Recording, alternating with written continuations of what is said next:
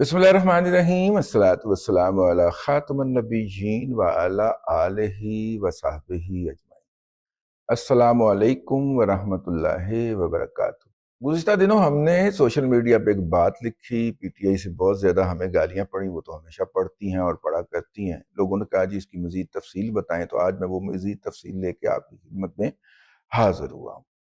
देखिए, पाकिस्तान के अंदर इस वक्त बहुत सारी दवाइयाँ या इंजेक्शन मुस्तअमल हैं जो पाकिस्तान ड्रग रेगुलेटरी अथॉरिटी के साथ रजिस्टर नहीं है, लेकिन वो मुस्तअमल हैं क्योंकि डॉक्टर साहिबान जो हैं हमारे, वो दुनिया की मुख्तलिफ कॉन्फ्रेंसेस के अंदर जाते हैं और वहाँ पे मुख्तलिफ मेडिसिन्स और उनके असरात के ऊपर पेपर पढ़े जाते हैं। ये डॉक्टर साहिबान जो हैं मतलब किसी रिफ्रेशर कोर्स पे चले गए बाहर, वहाँ पे जाके उन्होंने उस मुल्क के अंदर जिसमें हमारे वाला ही सेहत का निज़ाम मुरव्वज है, उसमें वो दवाई इस्तेमाल की, उसके असरात देखे। अब वो दवाई जो है वो पाकिस्तान में ला कर रजिस्टर करवा कर मार्केट में भेजना या डालना इस डॉक्टर का काम नहीं।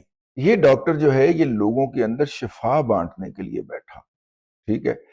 जब तक ये बीमारियों से बचने के लिए, खसरा खन्नाक वगैरह से बचने के लिए इंजेक्शन सरकारी तौर पे दस्तयाब नहीं थे, तब भी पाकिस्तान के अंदर वो खुशहाल लोग जो कि जिन्हें अल्लाह ताला ने जिनके ऊपर अपना करम कर रखा है रिज़्क़ की शक्ल के अंदर, वो अपने बच्चों को या नौजवान नस्ल को बाहर लेके जाते थे। जो अमेरिका में जाके हमारे जो उमरा की ख़वातीन बच्चे जम के आती हैं ना, वहाँ पे पैदा करती हैं, तो उसकी दो सूरतें होती हैं। एक तो जो पैदा होते ही उसको मेडिकेशन मिलनी है, जो इंजेक्शन लगते हैं, जिन्होंने उसको तमाम उम्र के लिए बहुत सारी बीमारियों से महफूज करना है, वो होते ही लग जाते।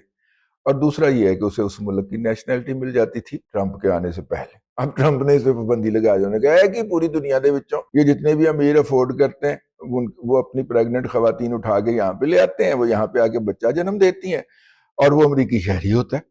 और जनाब फिर वो पूरी दुनिया के अंदर जहाँ पे मर्जी रहे वो अमरीकी शहरी होता है और हमारी इकॉनमी के ऊपर तमाम उम्र के लिए बोझ बन जाता है। खबरदार, ठीक है।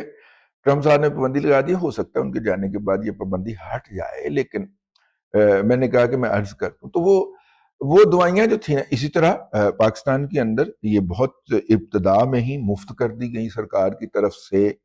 तो इंडिया से बहुत सारे लोग आया करते थे उस वक्त अपने बच्चों को, यहाँ पे पाकिस्तान में सस्ते में वो बस चला करती थी ना, दोस्ती बस में बैठ के आए और जनाब अपने नौमौलूद बच्चों को इंजेक्शन लगवाए, क्योंकि वहां पे या तो दस्तयाब नहीं थे, दस्तयाब थे तो बहुत महंगे थे। तो वो यहाँ पे अपने रिश्तेदार अजीजों से मिल भी जाते थे, साथ में इंजेक्शन भी लगवा जाते थे। तो ये चलता है, होता है। ये जो बच्चों को 5 बीमारियों से बचाने के लिए जो प्रोग्राम था, अब तो खैर वो हेल्थ सेक्टर का हिस्सा ही करार दे दिया हुआ है सरकार ने। वो बड़े महंगे टीके होते हैं। अब उसमें 1-2 और टीकों का भी इजाफा हो गया। कोई ये जो नमूनिया का टीका है, ठीक है, इसके अंदर ये वाला तमाम उम्र के लिए वो नमूनिया और जुकाम इस तरह की कुछ चीज़ों से बच्चे की हिफाजत हो जाती है, बंदे की हिफाजत हो जाती है। आजकल मेरे पीछे भी 2-3 डॉक्टर पड़े हुए हैं। इन सर्दियों में तो उन्होंने एक दफ़ा जगह पे मुझे काबू भी कर लिया था, लेकिन मैं नास आया कि ये आप नमूनिया का इंजेक्शन लगवा लें, क्योंकि इस उम्र में आके नमूनिया के ज़्यादा इम्कानात हो जाते हैं ठंड लगने के। तो मैंने नहीं लगवाया फ़िलहाल, अगली दफ़ा लगवा लें, ठीक है। हाँ, बंदा अक्सर बातें इसी तरह टाल देता है कि यार अगली दफ़ा आएंगे ना तो फिर लगवाएंगे। खैर, मैं अर्ज कर रहा था, अब ये जो आँख के अंदर मसाइल पैदा होते हैं उसके बाद टीका लगता है, चूंकि मेरे अपने करीबी अजीज भी इसी मरहले से गुजर रहे हैं। अब ये टीका जो है ये किसी कंपनी ने अभी तक, कुछ अर्सा पहले तक, पाकिस्तान में बाकायदा दरामद करके और इसको अपने ब्रांड और जिम्मेदारी के साथ मार्केट करना शुरू नहीं किया था। लेकिन आँख के डॉक्टर जो थे उनको पता था कि इस बीमारी का इलाज ये दरियाफ्त हो चुका है। तो वो क्या करते थे या क्या करते हैं कि वो उस इंजेक्शन का जो एक वायल है या एक पाउडर है, वो छोटी सी एक उसके अंदर ट्यूब के अंदर होता है और वो उसको मंगवाते हैं, इंपोर्ट करते हैं। वो ज़ाहिर है कि कंट्रोल्ड एटमॉस्फेयर के अंदर उसकी इंपोर्ट होती है, वो ठंडा करके उसके अंदर लेके आते हैं। फिर वो उस वायल से 80 के करीब एक वायल से इंजेक्शन बनते हैं।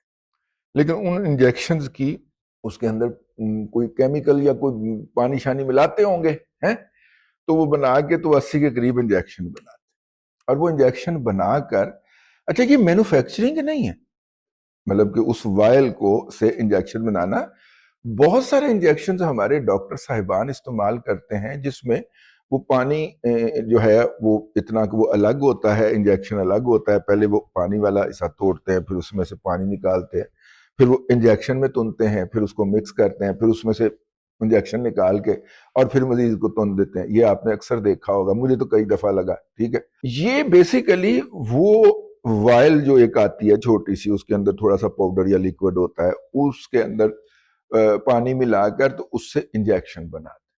ٹھیک ہے، اور یہ کوئی بھی لیب کر سکتی ہے، کوئی بھی ڈاکٹر کرنے کا رسک لے لیتا ہے جس کو اپنے اوپر کانفیڈنس ہو. شوکت خانم لیبارٹری کے اندر کام کرنے والے ایک ڈسپینسر نے، وہ ظاہر شوکت خانم میں ریفر ہوا، یہاں پہ بھی آنکھ کے کینسر کا علاج تو ہوتا ہے، کینسر کا ٹریٹمنٹ کا ہے، تو وہ اس نے وہ بنایا، تو اسے سمجھ آیا کہ یار یہ تو بڑا کام فٹ ہے اور اس میں منافع گیری بھی بہت زیادہ ہے. ٹھیک ہے، تو انہوں نے جناب، میرا مطلب ہے ایک وائل بنانے میں اگر کوئی 3-4 لاکھ کی دیہڑی لگ رہی ہے تو کیا حرج ہے، لیکن اس میں کیا ہوتا ہے کہ وہ آپ نے لائن اپ کرنے ہوتے ہیں، ڈاکٹر نے مریض لائن اپ کرنے، اور اس نے جناب جو ہے وہ ڈاکٹروں کو لائن اپ کرنا ہے کہ جناب فلاں دن اتنے بجے میں یہ وائل توڑ کے تو 80 انجیکشن بناؤں گا، تو آپ نے کتنے لینے؟ اس نے کہا جی مجھے 12 دے دیں. آپ نے کتنے لینے؟ میں نے 2 دے دے. اس طرح کر کے اس نے پورا سیٹ اپ کر کے تو پھر اس کے ذریعے بنا کے اور پھر پورے شہر میں گھوم جانا ہے اور ان ڈاکٹروں کو وہ والے انجیکشن پہنچا کے آنے، اور وہ بڑا اچھا کام چل رہا تھا. اب شوکت خانم کینسر ریسرچ انسٹیٹیوٹ کے اندر یا اس کی لیبارٹری کے اندر رہ کے وہ کھلے عام یہ کام کر نہیں سکتا تھا، تو پھر اس نے جوائنٹ وینچر پارٹنرشپ کی لاہور کے اندر ایک بہت مہنگے اور وی آئی پی ہاسپٹل میں کام کرنے والوں سے، لیبارٹری کے ٹیکنیشین سے جوائنٹ وینچر کیا کہ یار یہ ان کے لیے بناتا ہوں، تو مجھے اگر آپ اپنی لیبارٹری تک کنٹرولڈ ایٹماسفیئر تک رسائی دے دیں تو میں یہاں پہ بنا لوں، اور یہاں سے بنا کے میں جو ہے، کلائنٹ تو اس کو پتہ چل گئے ہوئے تھے جن کے ساتھ اس نے کوآرڈینیشن کرنی ہوتی تھی. ہی واز امپلائی آف شوکت خان، لیکن کام وہ اس نجی ہاسپٹل کی لیب کے اندر کر رہا تھا. ٹھیک ہے، اور سپلائی وہ ہو رہا تھا، اور he was not the only one، وہ اکیلا نہیں تھا، اور بھی اس طرح کے لوگ ہیں جنہوں نے آنکھ کے ڈاکٹرز کے ساتھ یہ کوآرڈینیشن کی ہوئی ہوتی ہے. وہ جو مہنگا ترین ہسپتال تھا نا، اس کی لیبارٹری کے اندر انفیکشوس کنٹرول جو تھی، انفیکشن کنٹرول کا میکنزم مؤثر نہ ہو پائے. نتیجے کے طور پہ 1-2 وائل جو اس نے بنائی اوپر نیچے، مطلب پہلے وہ ٹھیک کام کرتا رہا، ٹھیک ہے، اچھے پیسے کمائے اس نے، لیکن جو 1-2 وائلز بنائی، ان وائل کے نتیجے میں لگنے والے 150-200 انجیکشن کو جو ہے جن مریضوں کو لگایا گیا ان کی آنکھ کے اندر انفیکشن ہو گئی اور کام الٹا ہو گیا، یعنی بینائی واپس آنے کی بجائے پہلے والی بھی چلی. اب جناب سرکار، وہ ان مریضوں نے یا ان کے لواحقین نے کھپ ڈال دی، اور اس پہ سرکار جاگی، اور انہوں نے پوچھا جا کہ ان ڈاکٹر سے کہ آپ نے انجیکشن کہاں سے لیا تھا؟ اس نے کہا جی ہم نے ادھر سے لیا تھا. وہ اس ہاسپٹل میں پہنچی سرکار جو تھی ڈرگ ریگولیٹری اتھارٹی، انہوں نے کہا کہ جناب ہمارے ہاسپٹل میں تو یہ ملازم نہیں ہے، یہ تو شوکت خانم کا ملازم ہے، یہ اس نے فلاں ٹیکنیشین کے ذریعے اللیگلی غیر قانونی طور پہ ہماری لیبارٹری کی ایکسیس حاصل کی تھی، اور اس میں اس نے بنائے ہوں گے، ہمیں نہیں پتا، ہم اس کے ذمہ دار نہیں ہیں، نہ ہم نے اس کی اجازت دی تھی. ٹھیک ہے، اب جب ریپ جو ہے وہ شوکت خانم کا دروازہ گھسنے لگی تو اسے پتا چلا کہ مطلب اس کا جو چیف ہوگا یا ڈرگ ریگولیٹری اتھارٹی کا جو بھی مدار المہام ہوگا، یا تو وہ کوئی یوتھڑ ہوگا، یوتھیا مجہول القوم الجاہلی العقل المحدود ہوگا، اور یا پھر ایڈمنسٹریٹر کہہ لے، اس بات سے ڈر گیا کہ اگر تو میں نے پیور اس کے اوپر میرٹ کے اوپر کام کیا اور اس ٹیکنیشین کو پکڑ کر جیل میں ٹکا، ٹھیک ہے، اور اس کو سزا کروائی، تو اسے فوری طور پہ شوکت خانم کی وکٹمائزیشن سمجھا جائے گا.